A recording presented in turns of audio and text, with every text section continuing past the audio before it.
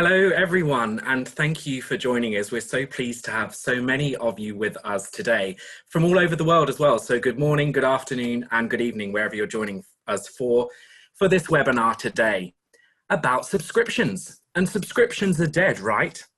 Since our last webinar on this topic in 2015, this discussion has not changed. The debate is continuing. And for some, this is an accepted reality in fact. In my last role at the New Wolsey Theatre in Ipswich here in the UK, I certainly thought subscription was not relevant for our organisation. After all, we hadn't had a subscription model since the 90s rep days. I'm Skrypec, a consulting analyst for TRG Arts based in the UK and working with TRG Arts clients in North America and here in the UK. And I'm Christina Hill, senior consultant for TRG Arts based in London and working with our UK clients here. I'm so pleased to be with all of you today.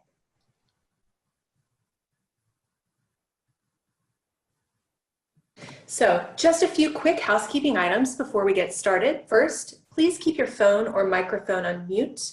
This is the best way to ensure that everyone can hear. Send us any questions you have throughout the webinar and include your name and your organization using that Q&A button in the main navigation bar on your screen. We will address as many questions as we can at the end of the webinar. Also, please know that this webinar is being recorded. We will upload it to the TRG website in the coming days, and we'll send you an email with the link to the recording. Now, we may not get to every question today, so please, if we don't get to your question or you might want to follow up with us, please send an email to letstalk@trgarts.com. And finally, if you'd like to tweet about this webinar, join the conversation on Twitter with the hashtag TRGwebinar. At TRG, we are true believers in the power of arts and culture, and the power of arts and culture to transform individuals and communities. It's why we do what we do. We want to see arts organizations like yours succeed, to build more vibrant arts ecosystems in every community. To do this, we work with our clients to build loyalty and to create sustainable revenue. We approach the work that we do in a specific way, and it all starts with data. We learn from that data in the context of the hundreds of client organizations we've worked with. And we're devoted to teaching and giving back to the field, sharing what we've learned in over 20 years of consulting, and this webinar is part of that. Here are just some of the wonderful people from the UK and North America that make this happen each and every day. We work across arts genres in 4 countries, the US, Canada, Australia, and here in the UK, where we're proud to have worked with some fantastic forward-thinking organisations.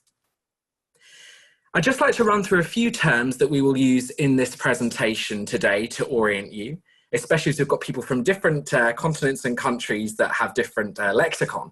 So patron, what specifically are we talking about when we say patron in this presentation? So this is anyone who has a transaction with an arts organisation and whose contact information is collected and permission is granted where required for later invitation. You'll also hear us refer to single ticket buyers. We know this is a term not widely used here in the UK. This is anyone who had purchased individual tickets, not part of a package such as a membership discount or subscription or group sales. And at TRG, we insist on using this terminology, so we think about segmenting those who purchase in a different way and have a different relationship with our organizations. Subscription, when we talk about this, we are referring to tickets that are purchased as part of a package, fixed or flexible. This might also be called season tickets, multi-buy packages, or may even be part of a transactional discount-based membership scheme. And when we refer to subscription, we're referring to all of those during this webinar. But back to today. Some people have said subscriptions are dead, but are they? Well, someone needs to tell the Green Bay Packers in Wisconsin about this reality, if so. Season tickets to the Packers have been sold out at Lambeau Field since 1960, and they've been accumulating names on their legendary season ticket waiting list ever since. And what about Aston Villa Football Club here in the UK? who have just increased 2018-19 season ticket sales by 200%. As for subscription in the arts, whether it's individuals telling the story about attendance decline in regional theater in the UK, or in the US, formal research projects like the NEA reporting on changes in average attendance over the past decade, there doesn't appear to be a lot of good news to tell wherever we consume our art. The thing is, demand is an issue. Over the last 20 years, we have seen and still see in 2018 that organizations who experience overall demand have a stronger subscription message and associated results. Sometimes the path to demand is to act as if you have demand. Remember, the perception of success can create irrational behavior on the part of the consumer, and often the purchase of a subscription may be considered irrational. That's right, Christina. Just ask our friends at Delaware Theatre Company. In a single season, they've seen a 41% increase in revenues from tickets and subscribers, and a 31% increase in subscriber admissions. This is after the loss of 1,100 subscribers. That's a 46% decline from 2008 to 2012. Or our friends in the UK at New Wolsey Theatre, who experienced an 18% season ticket household growth coupled with a 30% revenue increase. That's after almost 15 years of no multi-buy or season ticket discount scheme. I know they're listening to this webinar today to keep refining their offering and practice to continue growing those numbers. What about Theatr Clwyd in Wales, who've seen a 45% increase in spring season ticket sales after 3 years of decline? But we're not naive here at TRG. We know, like you do, that some parts of the subscription model have long since gone the way of the dinosaur. We no longer see 20 concert subscriptions sold at large orchestras or subscription revenues delivered only through traditional fixed seat packaging, where the same seats are issued for each show and renewed each year. No, it's 2018, and our environment has changed radically since the late 80s. In fact, to the consternation of some, our CEO, Jill Robinson, believes that we as arts administrators started some of this change before it was required in response to what we believed our patrons wanted.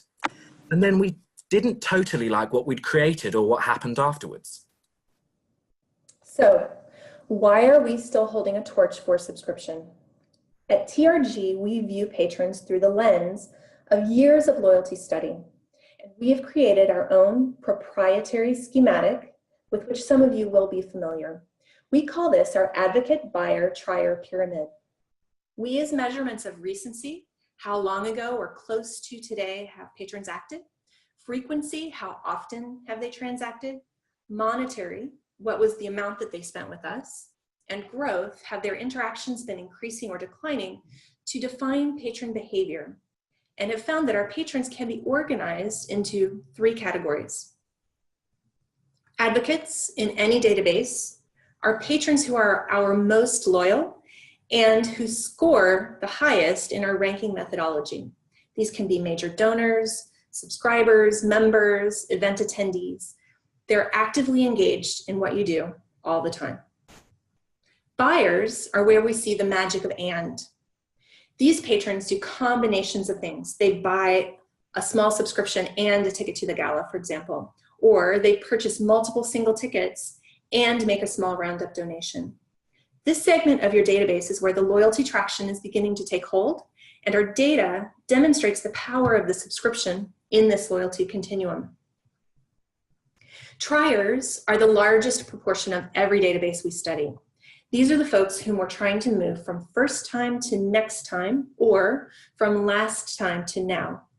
In the main, these patrons are single ticket buyers or visitors who churn out at business model risking rates. In a seated event business, which is what you run and what we have in common with those professional sports teams I mentioned earlier, the integration of loyalty management and demand management create that winning scenario that supports, fosters, and sustains patron loyalty. We talked a lot about demand management in our last webinar, Dynamic Pricing is Not Enough. So if you weren't able to join us for that one, I do invite you to find it on our website at trgarts.com and watch the recording. Using demand management as an overlay to loyalty management, 20 years of TRG experience suggests that how we manage access to inventory in different demand scenarios enables us to flip switches and pull levers that motivate irrational behavior.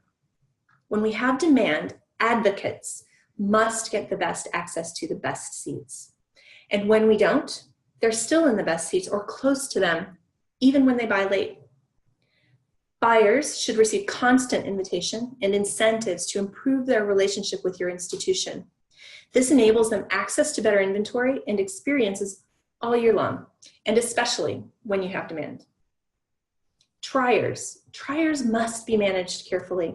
When you have demand, they must not get the same access or experience as advocates and buyers.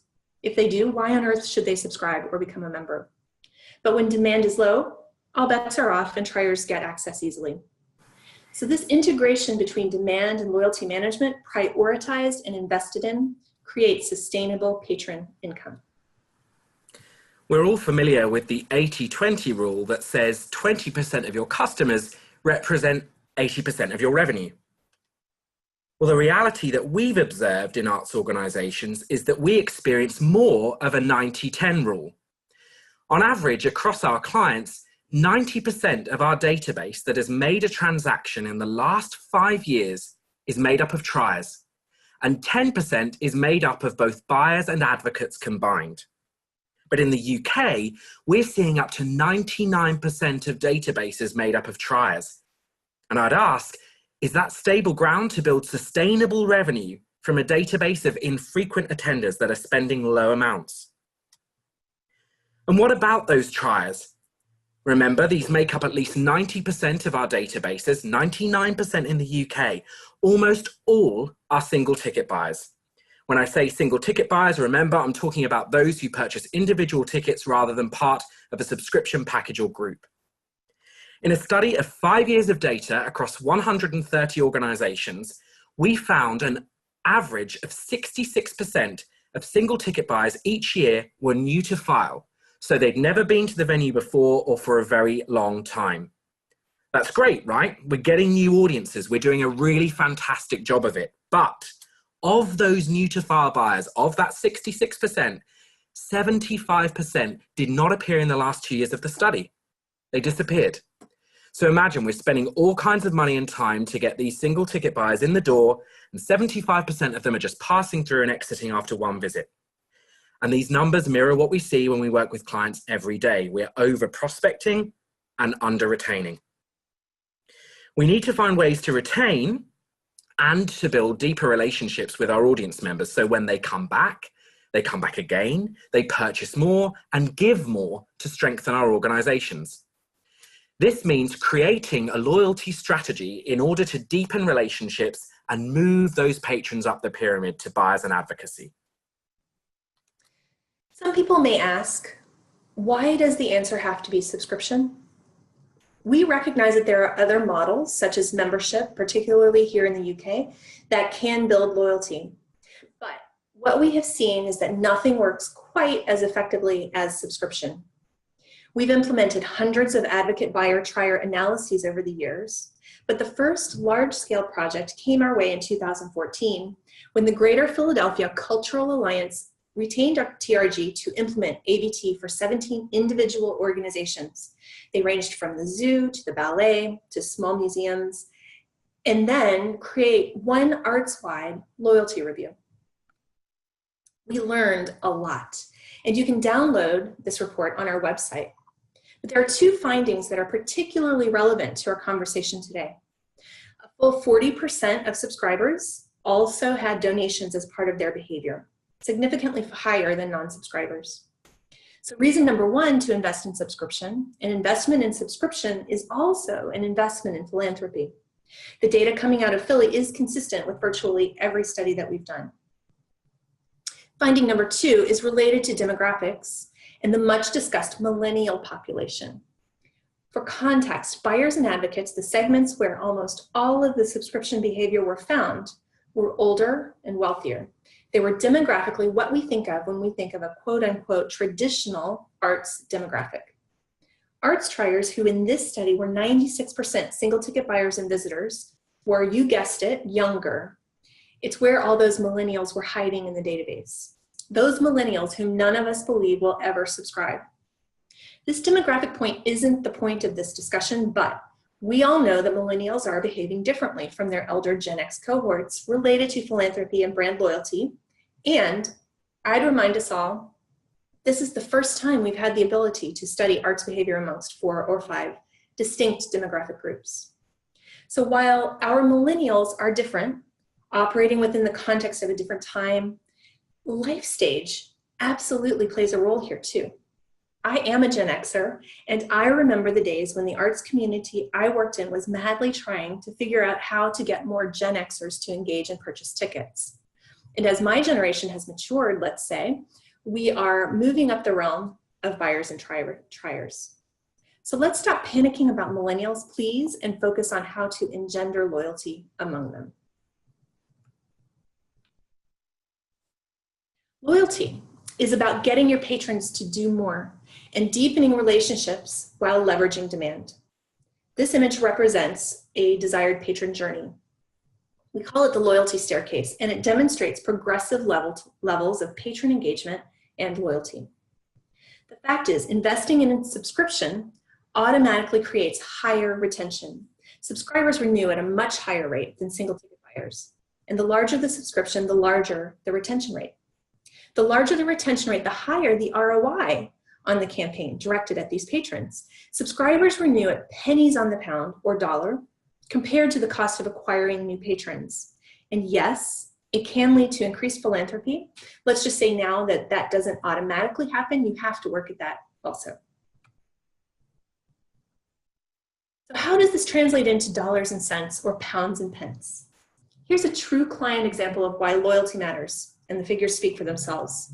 Looking at this client's single ticket buyers, the triers, we see some pretty typical numbers here. On average, their annual contribution was around $53. Cost of sale, how many marketing dollars went into selling that ticket, was around 20%. And it was rather difficult to get them to come back. Only about 1 in 4 single ticket buyers came back the following season.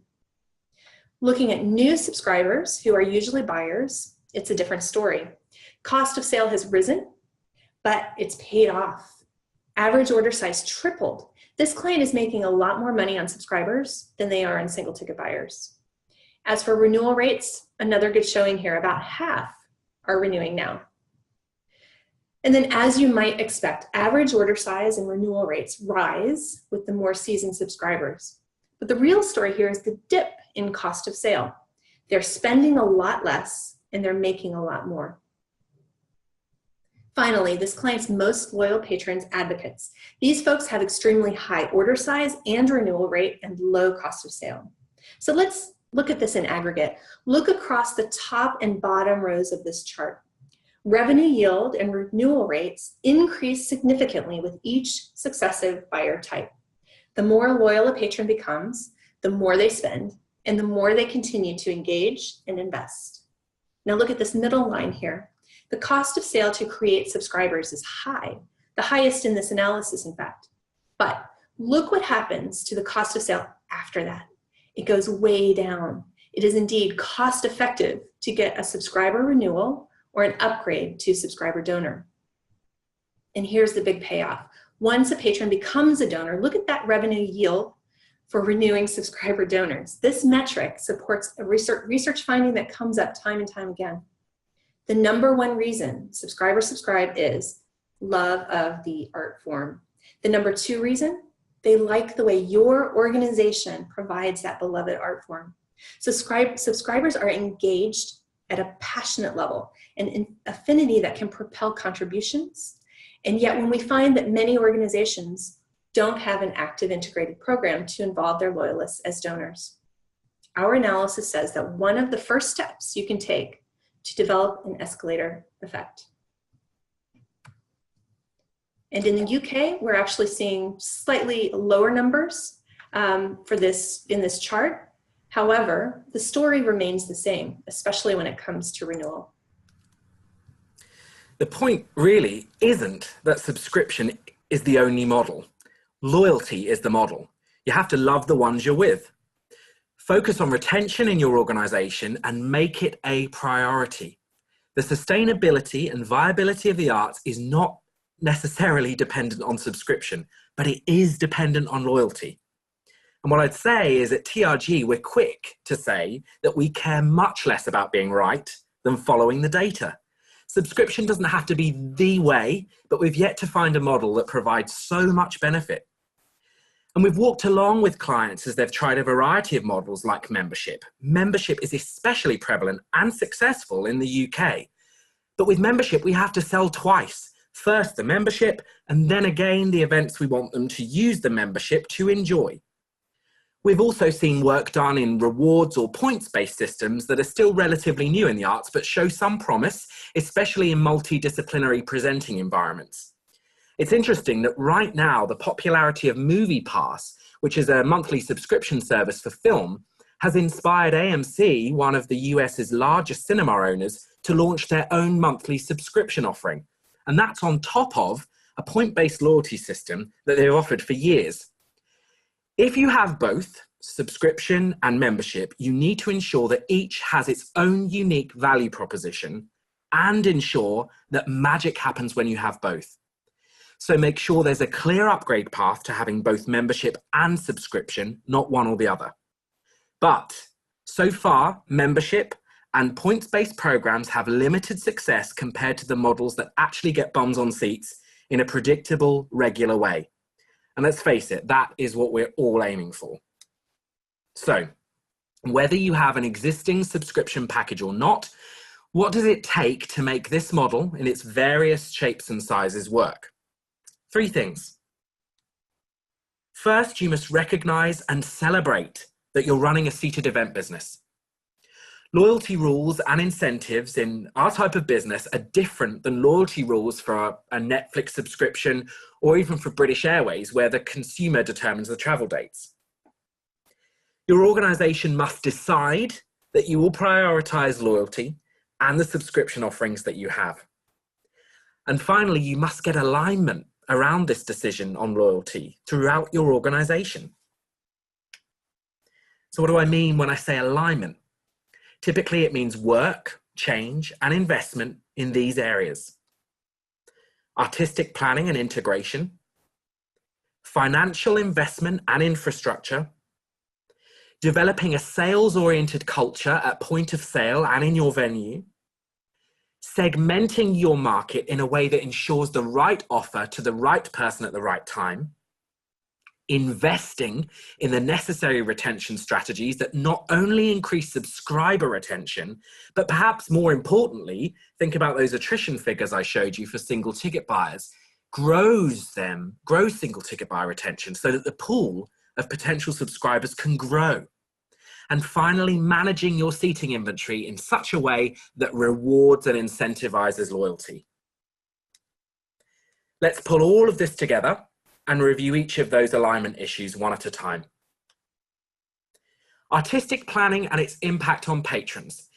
It's still a sensitive subject in some art sectors and organizations, but today we have data that tells the complex story of programming decisions. Yes, blockbuster programming, Christmas, holiday, or the Hamiltons and Wickeds of our time deliver the annual revenues that we need to meet budgets, create audience growth, and more. But core programming, often the ones that we so easily say are hard work to sell, attract audiences that stick around longer. It's a fact that we see every time we study programmatic data. I think it's always been intuitive, but now we can tell a story about how to use programming to grow and sustain patronage through data analysis. In the words of one of the artistic directors of one of our clients, we both win, the art and the business. So what does alignment around artistic planning have to do with subscription growth? Firstly, does your organization know which programs attract new audiences, which programs create attrition or churn, or create repeat buying in the future? If subscriber acquisition and retention is the goal, might that knowledge be helpful context for your artistic staff when they're making their decisions? And on those decisions, does your organization have an integrated process for making programming decisions? Are all angles considered? All of the artistic ones for starters, yes, but also the ability to attract new audiences or re-engage lapsed, subscriber donor impact, corporate sponsorship opportunities, operational impact, cost. Today, everyone's insight is required to run a successful seated event business. And do you ask subscribers for their feedback? This scares a lot of organizations, but remember, not all subscribers are created equal. New subscribers will respond differently about programming than long-term subscribers. And they don't all just want your blockbusters, we promise. The financial implications of a subscription program are enormous. The investment required to create and develop long-term relationships with audiences is huge. There's investment in campaign activity, benefits, staff, incentives, but in the long run, it's completely worth it, completely. Here's a few things to consider when benchmarking your subscription investment, whether you have it or you're planning it. Firstly, retention. This subject is so big, it has its own category we'll address here in a few minutes. But suffice to say, right now, you must budget for single ticket and subscription retention activities and the staff to implement them to enable the activities to happen and grow. Campaign investment. In short, the longer and more targeted your subscription campaign, the more subscriptions you'll sell. Plan on launching your campaign 3 or 4 months before your current season is completed and continue it well into the next. Consider how your campaign plan can have the necessary frequency during that time, every 6 to 8 weeks, to at least your best prospects, at least. And finally, don't assume that your renewal campaign is over when your subscribers have missed their deadlines and you've released their seats or you've gone on general sale. This is an incredibly important prospect tool for a different or smaller type of subscription. What we're saying here is don't give up on them and budget for it. Finally, we know, you've seen the figures, that subscribers who donate renew at higher rates. They're stickier. But what are the incentives in your organization for marketing and development to work together to make this happen? Now, you might be among the lucky whose marketing and development departments work well together. And even if you are, challenge your finance department to begin creating a budget line, revenue and expense, for the loyalty behavior you desire. And this is a simple way to start. Budget for subscriber donors. It benefits marketing in higher renewal rates and development in increased philanthropy. Everyone wins, and you have a new data-driven metric to describe loyalty in your organization. Selling. Even now, this little word, sales, is inconsistently thought about and as a result implemented on in our organizations. We will meet organizations who say, of course we sell online, we sell in the box office, we sell groups. And on further investigation, what we learn is that they take or receive orders, but they're not selling per se. They're describing their channels of purchase and distribution. Developing an entrepreneurial culture is one of the most important things that can happen to an organization, and it relates to subscriptions because the development of this culture can begin very effectively, actually, in the context of a subscription campaign. So, 3 questions here. Is your box office trained and incentivized to sell subscriptions when patrons call to purchase tickets? They should be. And it's easy to start a program during the season on sale. You must have goals, make them monthly for easier tracking, and incentives, cash is king, and make it a team goal that everyone can contribute to. Does your website encourage ticket buyers to consider a subscription or at least an additional show? Does it do this at the point of sale? Is there a pop-up or moment that says, wait, stop, consider buying a subscription or extra show before you purchase that ticket? And do you sell subscription overtly and with enthusiasm when you have people in your venue? Think about how retailers use in-store promotions. How do the best ones do this? What can you mimic? What can you borrow? At TRG, we think about marketing segmentation in this way. Are we getting the right offer to the right person at the right time? Loyalty development is about getting the sequence of offers right over the term of the relationship. We use a dating analogy and it really works. First-time single ticket buyers are our first dates, for example. And when thinking about subscription, it can be really helpful to think about that offer as a marriage proposal. Now, while some people will go to Vegas or Gretna Green and run off and get married to someone they just met there, most people don't. Now, some of you in this room may need to keep your personal story and biases out of this equation, but trust us, this is true. So the best subscription offer will always be made to patrons who have had a prior relationship with you. Now, who is that? Lapsed subscribers, donors who are non-subscribers, multi-ticket buyers, both recent and lapsed. And what about recent single ticket buyers who've purchased only once? Well, our experience is that the next most important step for them is to purchase again, ideally in the same season.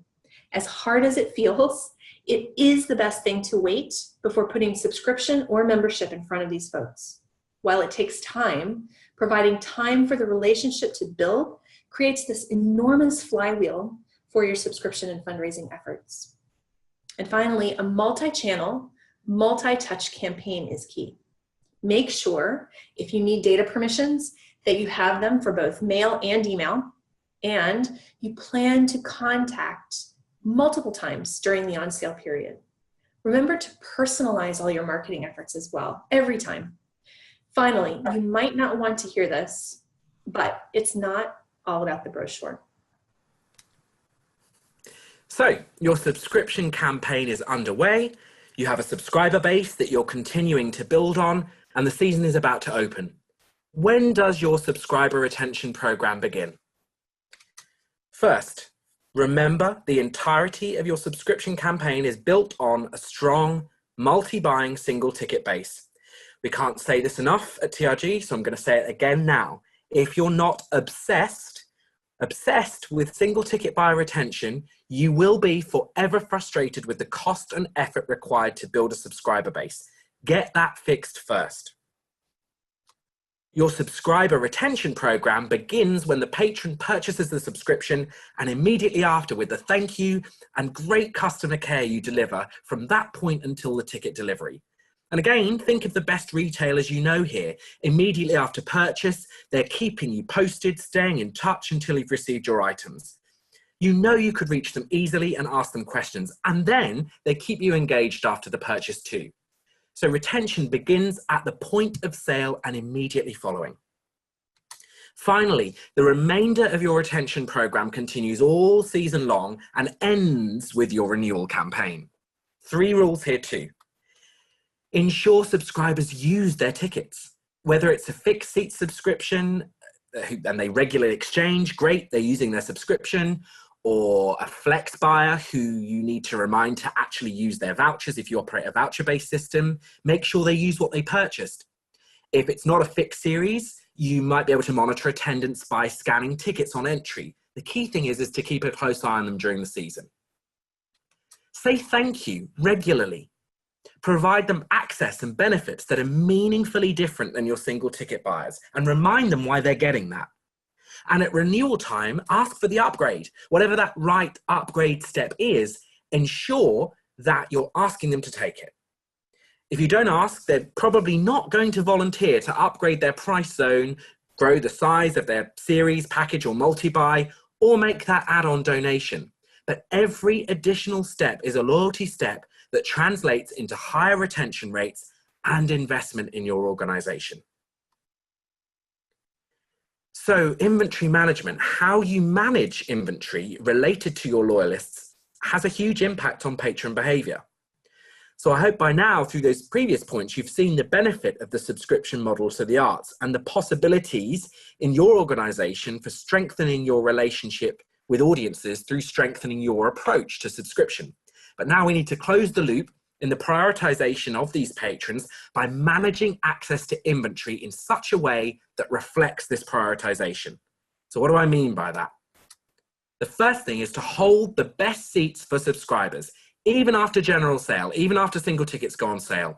Manage your inventory like crazy so that subscribers actually do get the best seats. Think about your organizational behavior during renewal time and how you talk to all of your patrons. Prioritize seat change requests for larger package subscribers. Be transparent about it. Say it on your renewal and acquisition collateral. If you prioritize loyalty, say it. Members get the first access. Subscribers get the best seats and best prices. Say this loud and clear. Ask your organization when large package subscribers release their seats, do we reserve this location for other large package subscribers, or do we sell and seat smaller package subscribers into that inventory? Now, it might be convenient for us to do that, but what message does it send to the consumer? If you only have membership, consider holding priority seating. If you have a flexible multi-buy offer, provide pre-sale and first access. And again, shout out about it loud and clear. Continue to hold on to good seats after general on sale too, to use for upselling. And finally, we've got to manage the single ticket buyer's access to inventory, especially when we have demand. So consider this scenario. We've got seats returned on a sold out performance for a blockbuster at the last minute. And someone calls, a single ticket buyer calls at the last minute, and they get those seats bang in the middle of row E in the stalls. What message are we sending to them? What incentive do they have to buy early next time? Who could we and should we offer those seats to instead? So to recap, 3 things. You must recognize and celebrate that you're running a seated event business. You must decide organization-wide that you will prioritize loyalty and the subscription offerings you have. And you must get alignment. You must all agree, you must all have alignment around this decision throughout your organization and make it a focus. And don't forget what alignment leads to. This isn't just about creating a multi-buy package and hoping it sells. So, how does this work in practice? Let's take a closer look at organizations that chose to be completely aligned to loyalty. Here's an example of a client, Wharf Theater in Connecticut, who had been experiencing a steady decline in subscriptions for several years. This is familiar to us, as many clients that we work with are seeing the same thing. This kind of downward trend is what fuels questions about whether subscription is still relevant. And you can see the results in just 1 year. After Wharf revitalized their subscription offerings, strengthened and focused the way that they marketed and sold subscriptions. Just look at the results. A 13% increase in subscription packages, a 21% increase in subscription revenue, and 80% more new subscribers in just 1 year. Next, we're going to look at ensuring the experience for first-year subscribers is magical. Let's just take a look at another one of our clients, New Wolsey Theater, and how they achieved that. Not only did New Wolsey place membership and subscription front and center in their offering, they also produced a loyalty pack for the entire organization. This is an internal document with a step-by-step loyalty and upgrade plan for advocates, buyers, and triers. Very impressive. And what about those first-year subscribers I mentioned at Wharf? New Wolsey places a seat card on every seat of a first-night subscriber. What better way to make subscribers feel welcome and part of our family? Now, we're often asked whether all of this work comes at the expense of building new audiences. We say absolutely not. No, new audiences are crucial for building loyalty of the future. But remember, newsflash, we're doing a great job of this already. So don't forget your retention tactics right at the beginning too. This is all part of a successful loyalty focus. There's a retention tactic that we employ everywhere we go because it's so good and it works so well consistently.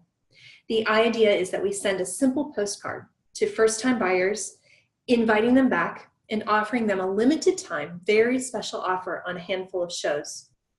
Now, the front of the postcard isn't a sales piece, it's a photograph. It reflects a special moment, a touching, funny, or beautiful moment from the show that they have just seen. We rolled this out recently at Sheffield Theatres in England here as a follow-up to their Christmas show, The Wizard of Oz, and here's an example of their retention postcard. So we share these examples because we want to assure you that subscription is alive and well when we believe and invest in it. And remember, what we mustn't believe is this. what we're going for is our Green Bay Packer, Aston Villa equivalent of this and this.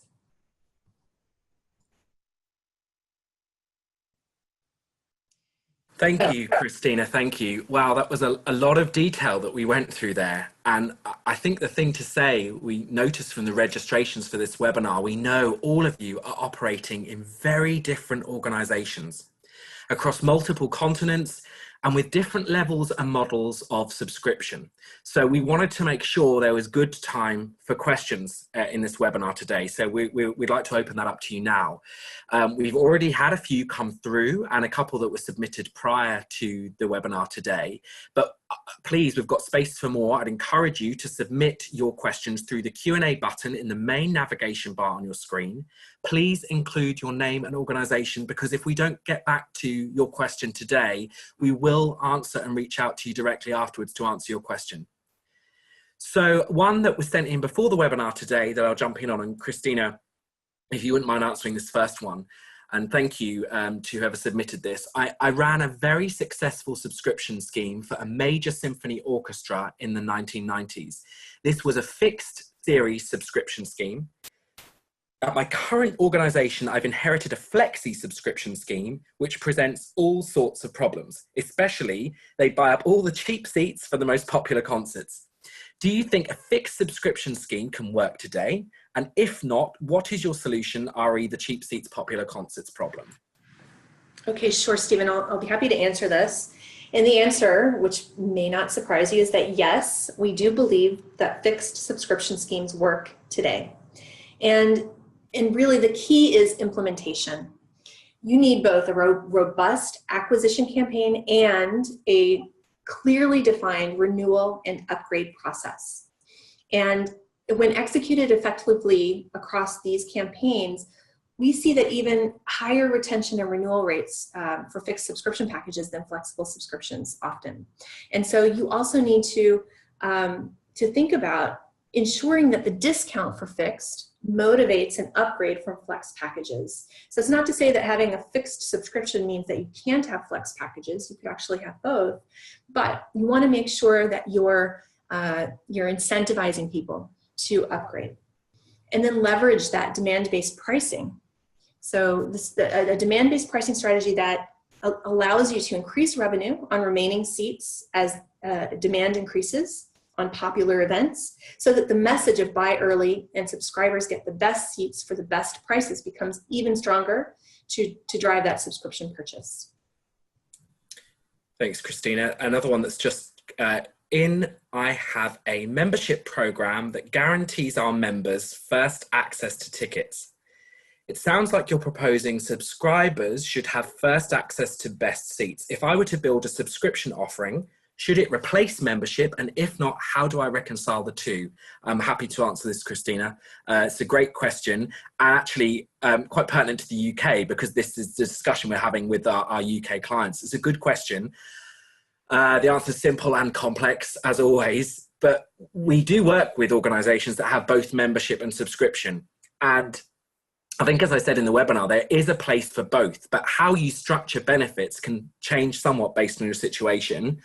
I think what remains true is to look at some data. You need to think about average annual revenue, renewal rates, and cost of sale for each buyer type, and then build your loyalty ladder in a way that rewards the behavior that is most loyal through that lens. And I think the other thing to think about is to make sure there's an and statement there. So create a value proposition for membership that is different to subscription when you launch subscription, but create a reason for patrons to do both, subscribe and join. So it might be, if you become a member and have subscription, you get an additional discount, for example. But remember, subscription is important in that context, because there's not a loyalty model that rivals the success of multi-buy behavior that's driven by subscription, even with membership. So creating the magic of both, I think, is key there. Let's take another one. There's a couple of questions around flex passes. Christina, if you don't mind answering this one. After several seasons of declining subscriptions, we decided to offer flex passes, which did really well in year one, but have declined each year since. We've been considering getting rid of them entirely is something that the model just doesn't work for us today. Have you ever seen this happen? And is it possible that it just won't work in our market? And another question on a similar theme, Christina, from Kathy Bagwell-Marsh. Hi, Kathy, at the American Shakespeare Centre. What benefit and differences do you see between fixed seat and choose your own voucher subscriptions? Okay, great. Sure. So question about flex passes and whether or not a decline in subscription when we have flex passes means that subscription just isn't working for us anymore. And what we would say is that actually this story is really familiar to us, and it's kind of similar to the first question, but we've worked with countless clients that have gone through the same exercise. A few years ago, there was a hue and cry across all of the US at least, that subscriptions just don't work anymore. And we saw lots and lots of organizations moving from fixed to flexible packages. The truth is, when organizations, even with the best of intentions, replaced fixed packages with flex, they were creating really a self-fulfilling prophecy by making patrons less loyal. The good news is, though, that we see again and again, it is possible to reverse those trends. And so by building an escalating benefit structure, so Kathy, this is kind of speaking your language here, but escalating benefit structure that incentivizes and rewards loyalty, combined with a robust marketing strategy, you can gain that loyalty back and grow your subscription numbers and your revenue again. We have several case studies on our website I might recommend that you check out, including the long Wharf example that we showed earlier that exemplify this. But it really is, it's critical and key that we focus our attention and that we create reason, incentive, and invitation for people to move up the ladder. Okay, another question here, which I'd be happy to take. You said something earlier about ensuring that advocates get best seats even if they purchase at the last minute. But then you talk about the message of best seats, best prices if you buy early or subscribe. This seems contradictory. You're right, we do want to ensure that subscription purchasers get the best seats at the best prices. What we're talking about is finding ways to reward loyalty in those patrons at the top of our pyramid who are doing lots of things like subscription and donation and. This could mean, for example, if we have seats that are returned or released at the last minute, taking the time to offer them to advocates for purchase at the current demand-based market value, I would add there. So if prices have gone up, then that would be the same. Or you could identify advocates who are already in attendance at that performance and offer them first purchase to invite friends or upgrading them as a courtesy. So the message of the combination of best seats, best prices for subscribers holds true. And the element of surprising and delighting and rewarding loyalty also holds true. So I think thinking about what you can do easily in your organization to continue to reward loyalty and to react to those moments, such as when you have last minute release seats, that you stop for a moment and think about what would this cause if I did this, if I put them on general sale, who might get them? And who do I know is looking for seats for this show if we know our advocates and we have a personal relationship with them? Those sorts of decisions that you take and make can improve that loyalty continuum in the process. So I'm just looking through. There's one here about financial investment, Christina. So you said that the implication for financial investment in subscription is enormous. Can you give us an idea of how much we should expect to spend? Okay, fair point, yes. I can tell you what we know in aggregate, which is that on average, the cost of sale to acquire new subscribers is high, as we've said. And best practice for that is somewhere between 35 and 60% of expected subscription revenue in that year of acquisition. But, big but, this is situational. And what is right for your organization is going to depend on several things. It could depend on things like how highly penetrated are you in your marketplace? What's the size of your contactable database? How many people can we reach, and how much can we actually market to them? Do we have realistic sales targets? Are we budgeting our revenue appropriately and effectively to know what we can expect? There are lots of other factors that you'll want to take into consideration. But I will also remind you of the slide we saw a little while ago, which shows that value that comes back to us for the investment. The one that shows single ticket buyers, new subscribers, renewing subscribers, and advocates, and the difference between the annual contribution that they make and the cost of sale and the renewal rates, because it's really all connected. And so the thing that balances this investment is that it costs so much less to renew subscribers once you have them. That cost is more like 2 to 5%. And compare that then to the cost of acquiring new single ticket buyers, which is 20 to 35%, knowing as we are acquiring new single ticket buyers at that cost, that 75% of those people are attriting right out immediately after coming to just one performance. So budgeting for subscription acquisition and renewal builds renewable revenue sources and just pays off big time. Okay, another one. I come from a smaller organization with a very small staff team. How can we reach the same level of engagement? Which I'm happy to answer. Okay. I would say in some ways, actually, being in a smaller organization is easier to implement because you don't have to spend, much like Christina was just saying, you actually don't have to spend to the same extent as large organizations. And actually alignment might be a faster process for you.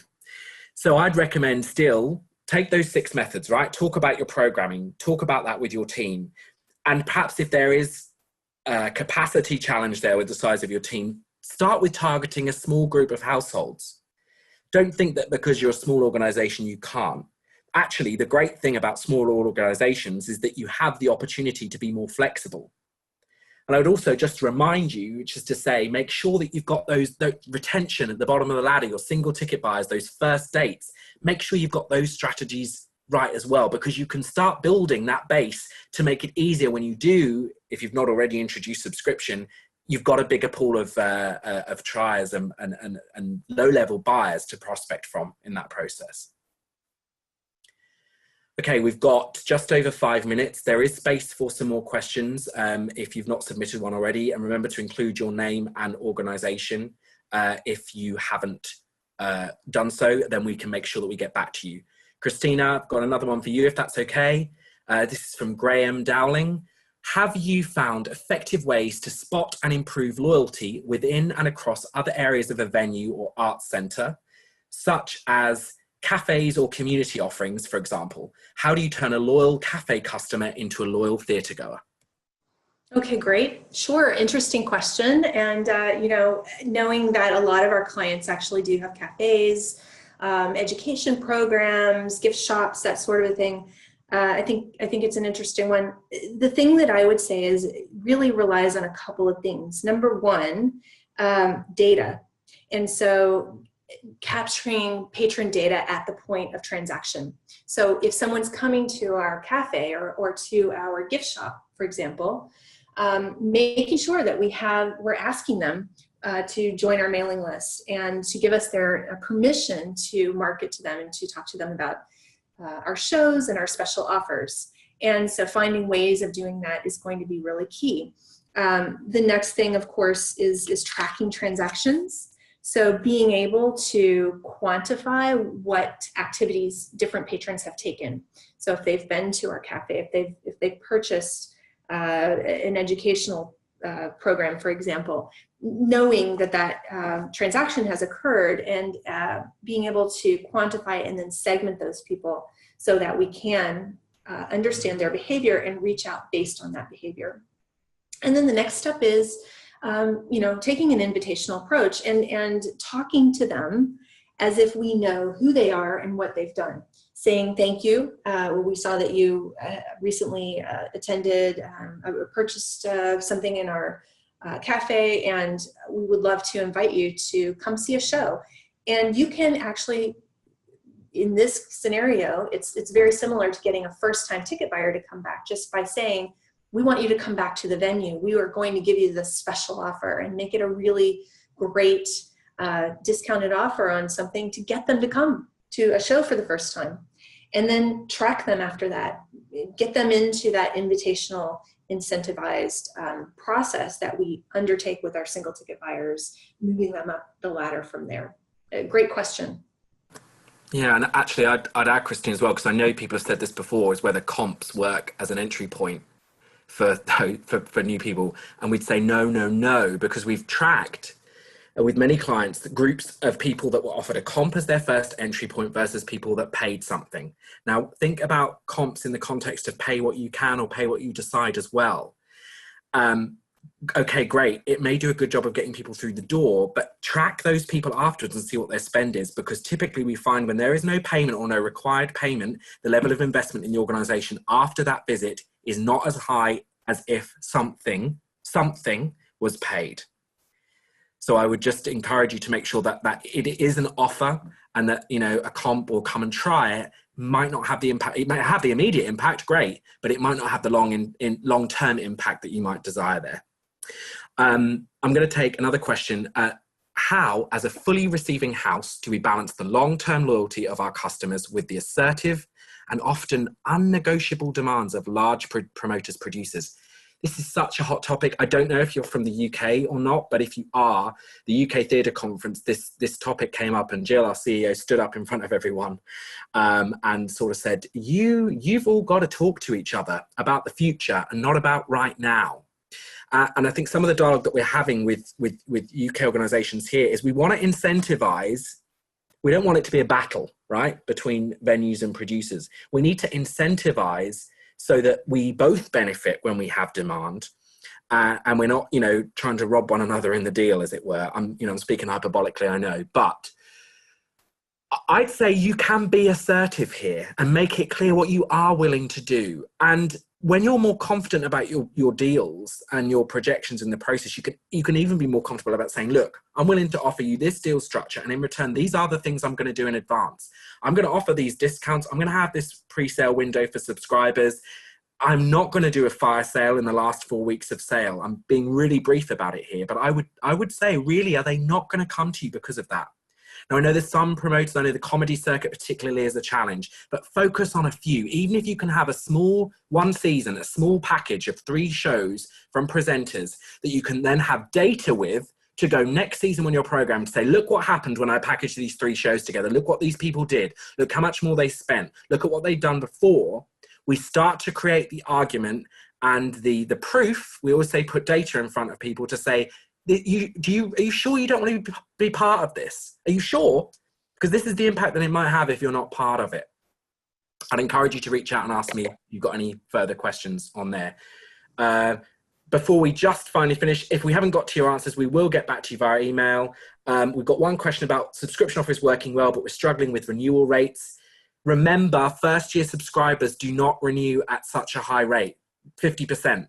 So it's tough. Once you get them to do it again is where the magic starts to happen. So I would just check that you're creating enough touch points during the season to make sure they know what they're part of. Sometimes, especially when it's a more flexible package, people don't even really know that they're part of a thing. So think about easy ways you can acknowledge during the course of their year. Remember, renewal starts as soon as they've purchased. Retention starts as soon as they've purchased, not when you're sending the next brochure out saying, hey, buy this multi-buy package again. So check your campaign plan across the season and make sure you've got multi-touch points with those during the season. We really are up to time. I'm so sorry if we didn't get to your question here. We will follow up personally with unanswered questions, be assured of that. If you'd like to take a deep dive with us into how to maximize your ticketing inventory and subscription schemes based on what your data tells us, email Gemma at letstalk@trgarts.com to set up your personalized scoping conversation. It's not a hard sell. We just want to have a chat. We'd be happy to find the right size engagement and talk to you about your needs there. Yes, and thank you so much to everyone for attending today. It's been such a pleasure. Thank you, Stephen, for being such a great partner. And don't forget, if you had any remaining questions, we would love to talk to you. Just email us at info@trgarts.com. And thank you and have a great day. Thank you. Bye-bye.